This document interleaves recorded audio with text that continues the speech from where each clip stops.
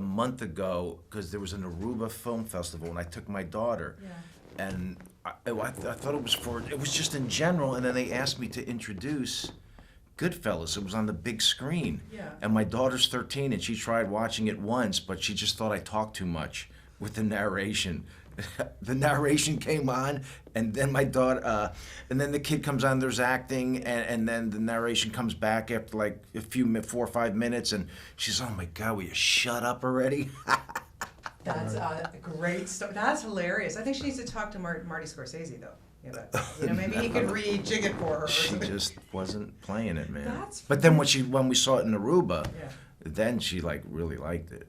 That's really interesting. She was blown out by That's it. hilarious. Okay, well, welcome back to Toronto, and great to see you. And I have to say, Ray, I've been interviewing you for so many years, and every time I watch a performance of yours, you make it look effortless. What's your secret?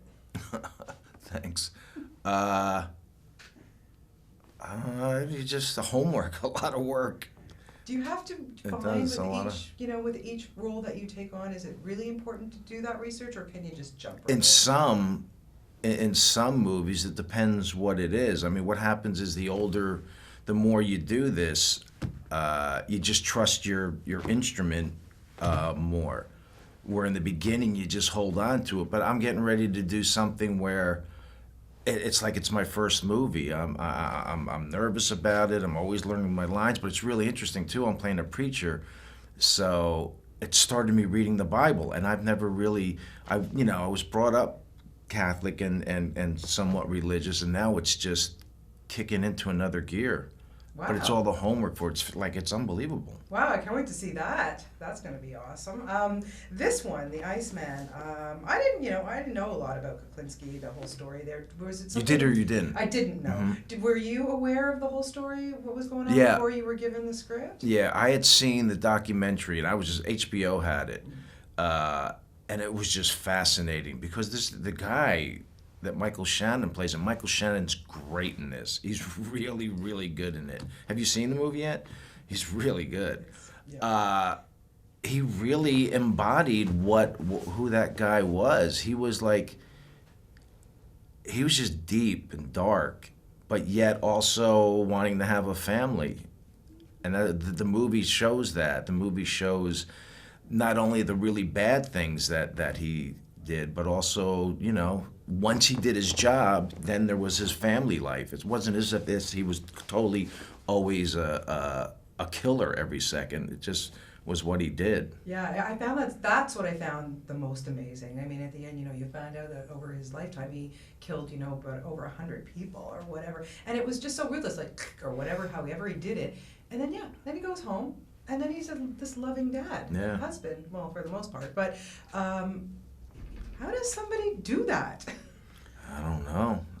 I mean, that's just freaky. Yeah. Yeah, to watch a lot of different feathers out there. That's for sure. I always say, nobody plays bad better than Ray Liotta, man. And you've got your moments in this film too. But Michael Shannon, he's pretty scary in this movie. Yeah. But the thing is my character, Roy DeMeo, was a real guy too, and he did some serious things too. He was one of the, I don't know if you're gonna leave this in, but he was one of the first people that would chop up bodies, as a way of not getting caught. They would just drain the blood in the back of this bar that he owned, and chop them up while they're eating, and it was just nothing for them. So, and my guy kind of sees something in Michael Shannon's character, Kuklinski, but so he doesn't scare who I am, because this guy was the same thing. It just so happens the story's about that guy. Yeah, really interesting. And you have some great scenes with David Schwimmer. It's kind of fun to see David in this role. For a second, I didn't even recognize him. I was like, holy mackerel, he's put on the pounds or whatever. It was, that was an interesting interaction. I thought Ariel did a really, really interesting job with the casting. I mean, people probably expect me and Shannon to play those sort of guys, but Winona Ryder's great, and Chris Evans is really, really good. I didn't even know it was him. Yeah. I only know him from the superhero hero things. So, he was really, really good. And then Schwimmer, too. Yeah, it's just an outstanding cast, and yeah, you look at the story and you go, you can't write a Hollywood script better than getting this material, you know. And when you get stuff like this and you read this and you're like, are you kind of like just rubbing your hands with glee at these kinds of these roles and things when you get them? What do you look Yeah, for? I mean, I'm more like that doing other parts. I have done other things and other kinds of characters, and I always feel like I'm being defensive with that. But it just seems like the bad guys really stand out. I have another movie here, Yellow, and A Place Beyond the Pines, and that one I was a little edgy too. So it's fun to do, but I don't get excited. Well, then what? I mean, I do get excited because these are really, really good movies with really good people. Because I've definitely had a career that's kind of up and down, and sometimes you just have to earn a living. And when these great directors, these really new young directors come along, that part is exciting. It really is. When I first met Ariel Vroman, who directed Iceman. Because I wasn't sure if I wanted to play like a mafia guy, even though that's only the second mafia guy I've played.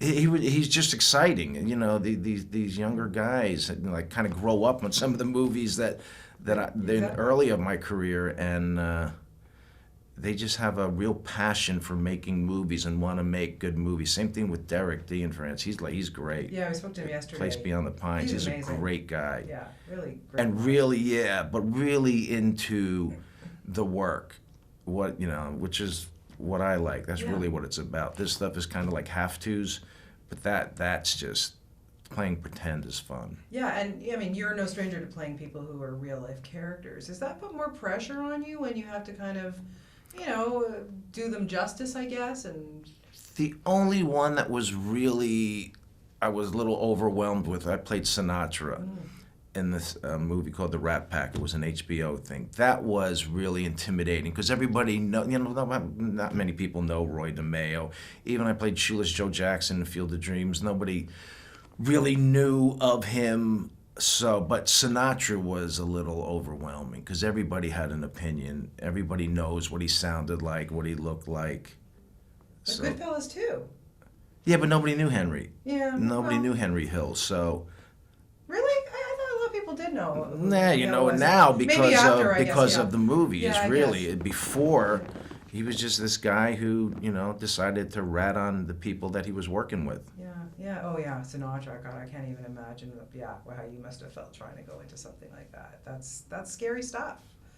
Yeah, it was until you get rid of it and say, well, wait a second. It's also as an actor, that's what you want to do. You want to, try to do as many different parts and movies as you can. Yeah. And then once I relaxed into it and did just tons and tons of homework, it was just so much fun. And the people like Joe Mantegna was Dean Martin and Don Cheadle was Sammy Davis Jr. and they were great. So just singing and dancing and it was fun. Yeah, it was. I remember watching that. It was really, really awesome. Do you still find, Ray, at this point in your career that you're still learning from people? Oh yeah, learning from people. Yeah, like when we were working, you were just talking about these young up and coming directors and stuff too. Like, what are you taking from them and learning from them?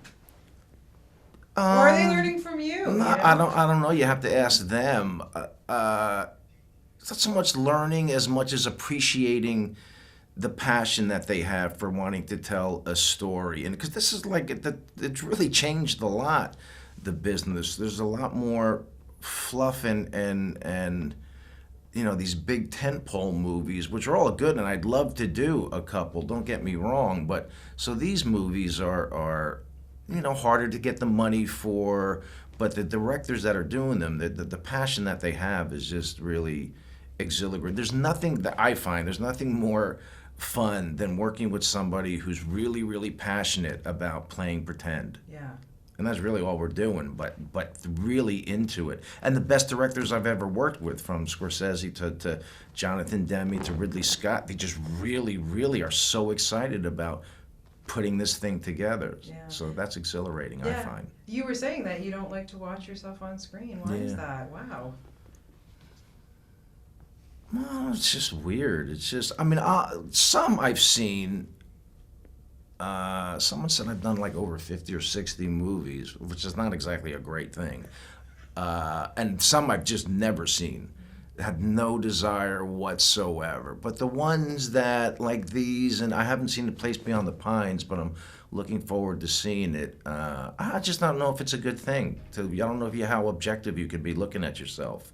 And if you see some things that you like, you might all of a sudden want to do that. Well, wait a second, that angle was good for me. So then all of a sudden, because there are some actors you could tell they like their movies because they just have a certain posture and pose that they like from other movies, and that's not, you want to always keep it fresh and tingly. So which of your performances are you most proud of? Oh, I don't know. I don't. Can't even.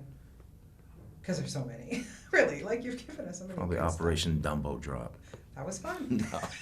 I get a lot of grief from people. I once met Don Rickles. I went backstage because I wanted to say hi to him. Never met him in my life. And the first thing he said to him, "Oh, nice choice with Dumbo Drop." But actually, it wasn't a bad movie. But I was like so shocked. How the hell does Don Rickles know about Dumbo Drop? But it was a good Disney movie. It's just a horrible title. It's just a horrible title. That's true.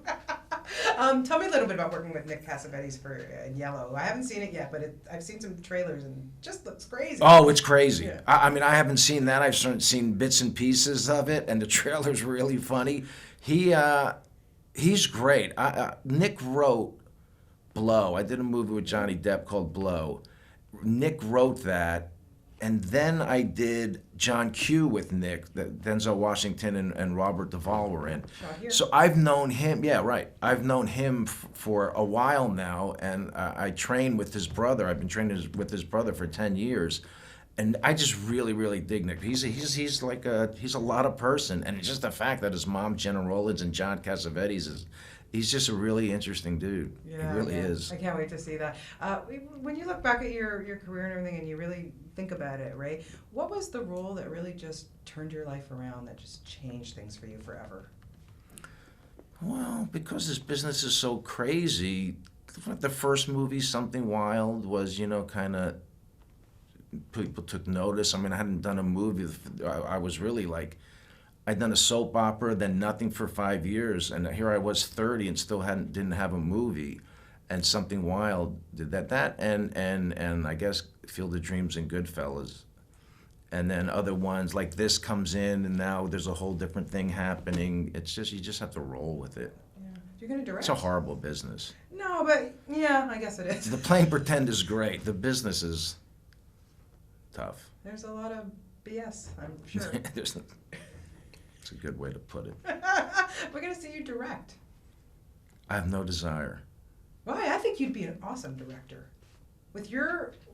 Yeah, I haven't, nothing's come across where I said, oh, I know how to do this. I could see it just from the first reading of it. But it's not, if it never happens, I'm not going to feel incomplete.